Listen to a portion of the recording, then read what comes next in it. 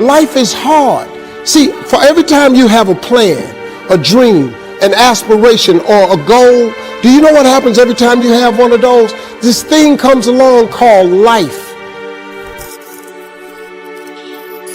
Sometimes we have something that happens in our life that is a tipping point. It takes us over the edge. That drives us to a place where we just can't take it anymore, and all of a sudden we react to it. I appreciate every facet, every phase, what some may consider to be success, failure, opposition, ups, downs. I appreciate every facet of life, and I firmly believe that life is the greatest classroom. Right? And when I encounter situations, my perspective goes to a place of, okay, life, what are you trying to teach me right now? I'm wondering if there's anybody out there who has ever gotten to the point of exasperation, depressed enough and discouraged enough and frustrated enough that you just want out of your own life, out of your own skin, out of your own world. You can get in the car and just drive until you ran out of gas, and then get on a bus and go till you ran out of money, and wherever you were, change your name and turn into somebody else because it's enough. What I learned along the way, everything that's happening to you is God is processing. Every difficult moment you're having, He just processing. That's all He's doing. Everything you're going through is preparing you for what you ask God for. And if you need to be tough when you get to where you're going, then He gonna toughen you. I need you to rejoice in the midst of opposition, in the midst of adversity, in the midst of trials. It's a big difference between quoting scripture and having to live it. Whatever you do, please don't quit. The danger of quitting is it has the possibility to become a habit, and then before long, you'll look up and you'll quit on your wife, you'll quit on your relationship with God, you'll quit on anything that brings a level of discomfort, and it doesn't give you the validation you want because you're not getting it and because you're not cut like that. Life is hard. See, for every time you have a plan, a dream, an aspiration, or a goal, do you know what happens every time you have one of those? This thing comes along called life. It happens to everybody. We got to wake up every single day. We got to fight and we got to build it. In the midst of opposition, adversity, and challenges, like I told the guys I played with, I don't care how tall your daddy was, you got to do your own growing. True courage is the ability to accept pain and start things without any guarantee of success, but also understanding that the ability to learn is a gift even when pain is your teacher. Life has disappointment. It's got peaks and valleys. You're going to lose somebody you care about one day. That's a valley. Somebody going to close the plant you thought was going to stay open so you can retire. That's a valley. Somebody going to fire you for an unjust cause. That's a valley. Judge the character of a person by where they stand in times of challenge and controversy. You got some of the most brilliant people on the face of this planet. When they hit adversity, they can't fight themselves out of the paper bag. And it's not even that they don't have the will, like they got it. It's that the perspective about the adversity isn't right. And I firmly believe perspective drives performance every day of the week. How an individual view what they do will always affect how they do what they do. You can stop thinking that life finna be easy, cause I got news for you, it ain't. That's a false hope to think you're gonna have a wonderfully carefree life. That's unthinkable. What do you do when the clock is against you and you have enough wisdom to do it over, but you don't have enough time to do it over? What do you do when you miss your season and you miss your window of opportunity? There's a reason why it happened at this age. There's a reason why it happened at this level in life. It's not a mistake. It's not an accident. I had to learn how to appreciate a lot. To really understand the value of money, I had none. To just appreciate simple things, what I'm gonna eat today, where I'm gonna wash up at, where I'm gonna bathe, all of that I was going through, that I was tripping with, that I did not appreciate or understand, I understand it now, because I'm on the other side of them troubles. And I understand what all them troubles was for. And even though I did not understand or appreciate the route He took me on, it was the route I had to go on. It's amazing because sometimes you cannot know you're blessed because you're going through a famine, only to find out that the thing that you were worried about is not nearly as significant as the thing that you had. I want to tell you that your opposition is your opportunity. The challenge of my life is to coexist between two things that are totally true yet opposing each other, and my perspective is the only thing that makes the difference. I see bad things happening to people that I consider to be good people, so let me try to figure it out. It's somebody I love, somebody I respect. Now they're going through an extreme level of opposition, and they've lost the thing that we both place our identity in. And so yeah, I want to help him, but I really want to see how he's going to respond to the opposition, and he says he's a believer. In spite of the risk, in spite of the discomfort, in spite of my own human frailties, is this the opportunity hidden in the opposition? That one premise was the catalyst to changing my perspective on how to manage the rest of my life. I did not know that I cannot control the variables. I can only control the perspective. See, the route you on right now is the route you got to take. And it's very uniquely yours. This thing you going through, this just uniquely yours. You just got to understand you ain't the only one. You ain't the only one going through it. Character is not something we inherit. Character is something we got to wake up every single day. We got to fight and we got to build it.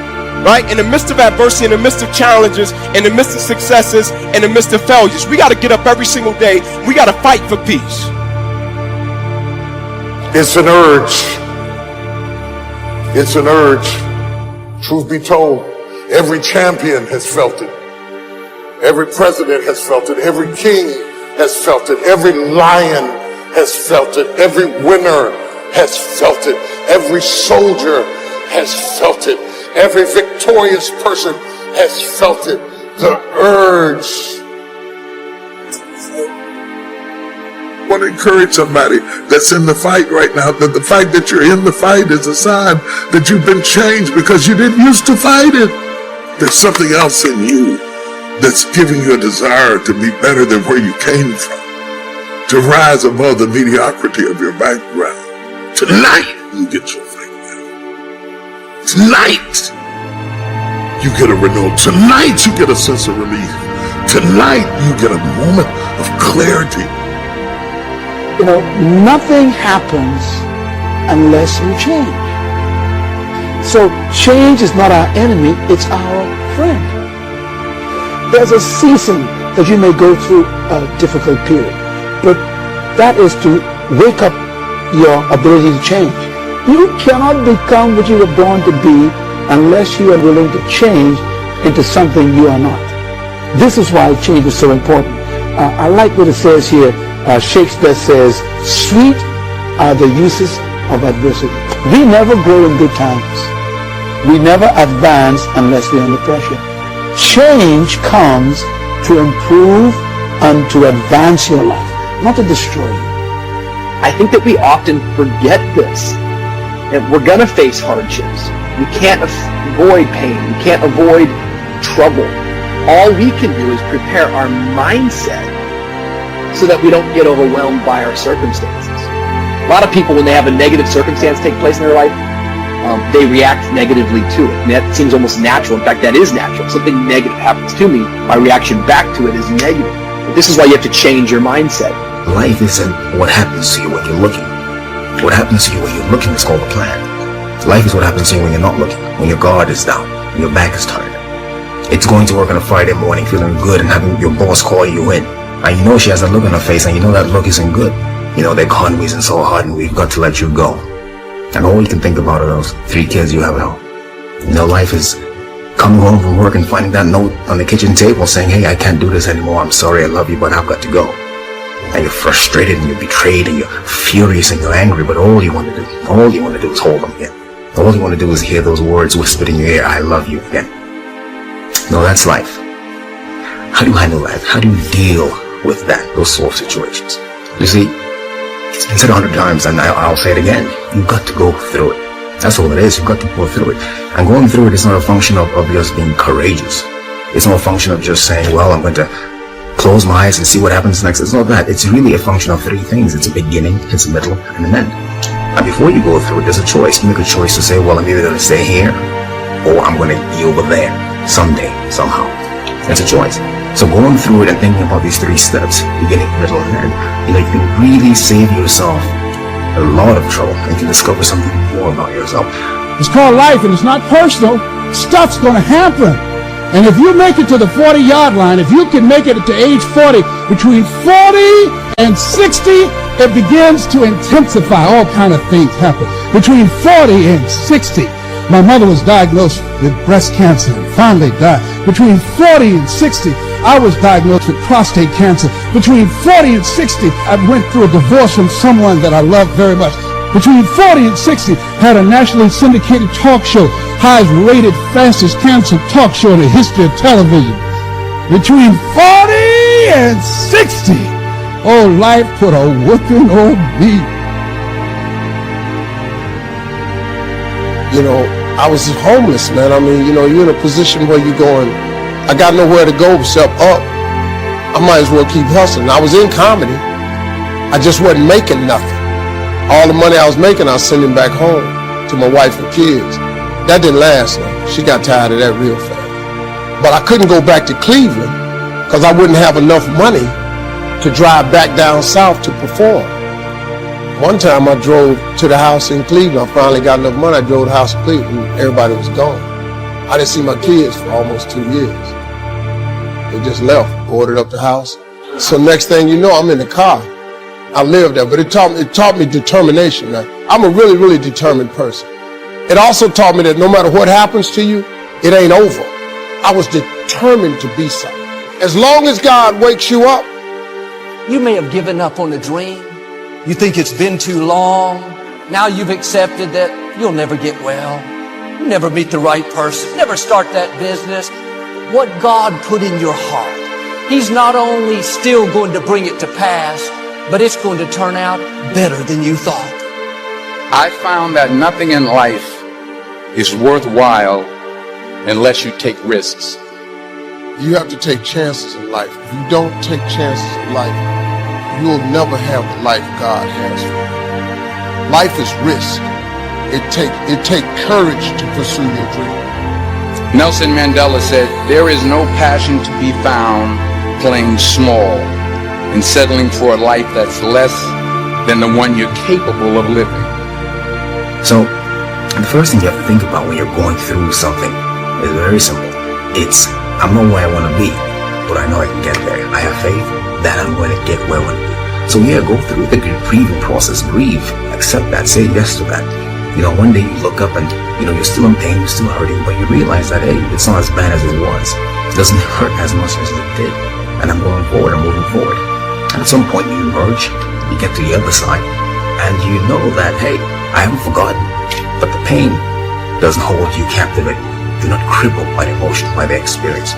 You're not living out of the past, out of your experiences of pain and defeat or betrayal. You're not living out of all that stuff. You're living in a new perspective. It's not what happens that determines the major part of your routine. It's not what happens. What happens as a result. The key is what you do about it. You will start that process of change. Do something different the next 90 days than you did the last 90 days, like picking up the books. Do something different, like the new health disciplines, relationship with your family, whatever it is, doesn't matter how small it is. You'll start doing different things with the same circumstances. Since we cannot change the circumstances, we can change ourselves. To change what we do. Anytime you go through something, there's a fight. It's either a spiritual fight, an emotional fight, a physical fight. There's some sort of a fight. But the key to the whole thing with this fight is that the form is the fight. That's the only thing you should take away from here today. The form is in the fight. What does that mean? It means that you don't get to become this interesting, dynamic, creative, courageous, amazing man without going through something. Right? That's what the form is. People who are form and people, you see them and they stand out to you because you know there's something about them. They figured something out about life. They're attractive to you. They're interesting to you. These people have form because they've gone through something. You know, so don't run away from the fight. Meaning, go through it. Don't be afraid to go through it. Get through it, because at the end of getting through it, I guarantee you there's at least one thing you discover about yourself. You discover that there's a version of you you haven't discovered yet. You don't even know exists yet. I don't have to tell you things are bad. Everybody knows things are bad. It's a depression. Everybody's out of work or scared of losing their job. Dollar buys a nickel's worth. We know the air is unfit to breathe. Our food is unfit to eat. Sit watching our TVs while some local newscaster tells us today we had 15 homicides and 63 violent crimes, as if that's the way it's supposed to be. We know things are bad, worse than bad. I don't want you to protest, I don't want you to riot, I don't want you to write to your congressman because I wouldn't know what to tell you to write. I don't know what to do about the depression and the inflations and the crime in the street. All I know is that first, you've got to say, I'm a human being, God damn it! My life has value!